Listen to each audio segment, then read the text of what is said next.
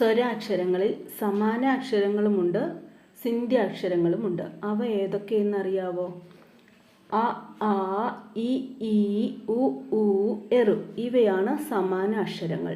ഇവ ഉച്ചരിക്കണമെങ്കിൽ നമുക്ക് ഓരോ അവയവത്തിൻ്റെയും സഹായം വേണം. ഉദാഹരണത്തിന് അ, ആ. ഇവ ഉച്ചരിക്കാൻ കണ്ഠ്യം അഥവാ തൊണ്ടയുടെ സഹായം വേണം. ഇനി താലവ്യം അഥവാ അണ്ണാക്കിൻ്റെ സഹായത്താൽ ഉച്ചരിക്കുന്നവയാണ് ഇ, ഈ. ഓഷ്ട്യം അല്ലെങ്കിൽ ചുണ്ടിൻ്റെ സഹായത്താൽ ഉച്ചരിക്കുന്നവയോ ഉ, ഊ.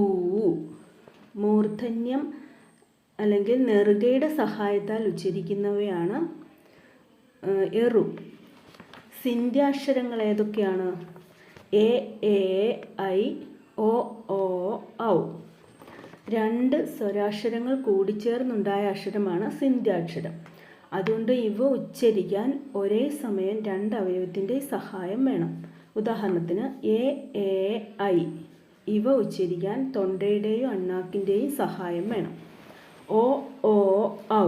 ഇവ ഉച്ചരിക്കാൻ തൊണ്ടയുടെയും ചുണ്ടിൻ്റെയും സഹായം വേണം.